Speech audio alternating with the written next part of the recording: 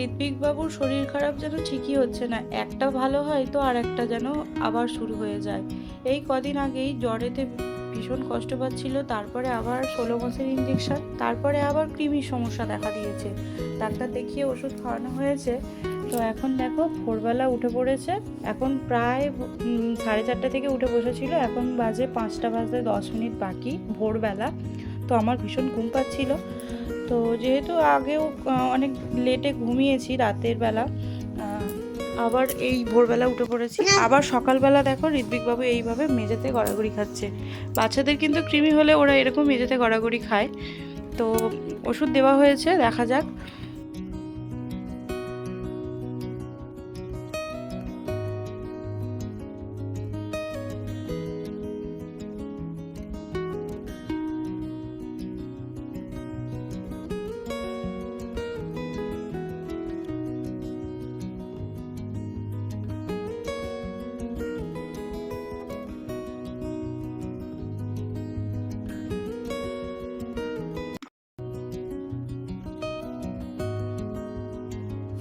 এখন ঋত্বিকবাবুর পাপা ঋত্বিকবাবুর জন্য দেখো এই একটা খেলনা নিয়ে এসেছে, সেটা পেয়ে ঋত্বিকবাবু ভীষণ আনন্দ, আবার একটা নতুন খেলনা।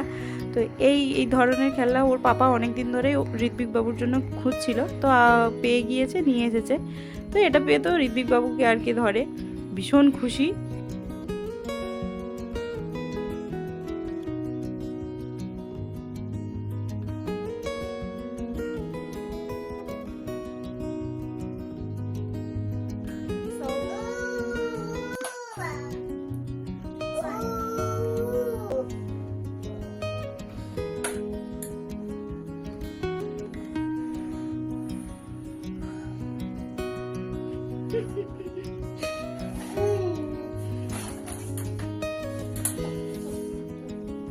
বরবাসা বলে গিয়েছে 6টার মধ্যে রেডি হয়ে থাকতে, কারণ আমাদেরকে নিয়ে মেলায় যাবে।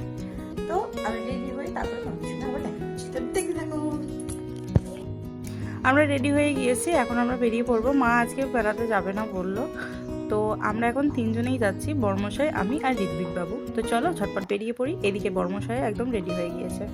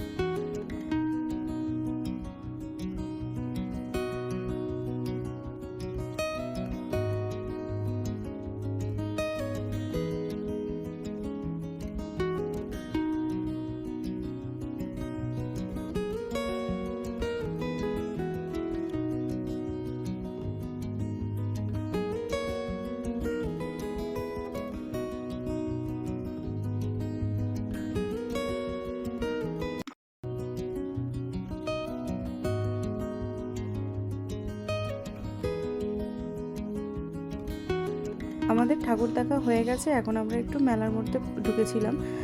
তো এখানে ভীষণ ভিড় থাকার জন্য আমরা বেশি ঘোরাঘুরি করিনি, তো আমরা তাড়াতাড়ি করে বাড়ি চলে এসেছিলাম। তবে আমার এখানে কান ফুলগুলো খুব ভালো লেগেছিলো, মানে এই যে কানের দুলগুলো। কিছুক্ষণ ঘোরাঘুরি করার পর আমরা বাড়ি চলে এসেছিলাম। আজকের ব্লগটাকে এখানেই এন্ড করে দিচ্ছি। যদি তোমাদের ব্লগের কিছু ভালো লেগে থাকে অবশ্যই একটা লাইক করে দিও, চ্যানেল নতুন হয়ে থাকলে সাবস্ক্রাইব করে দিও, পাশে থেকেও। দেখা হচ্ছে পরের ব্লগে।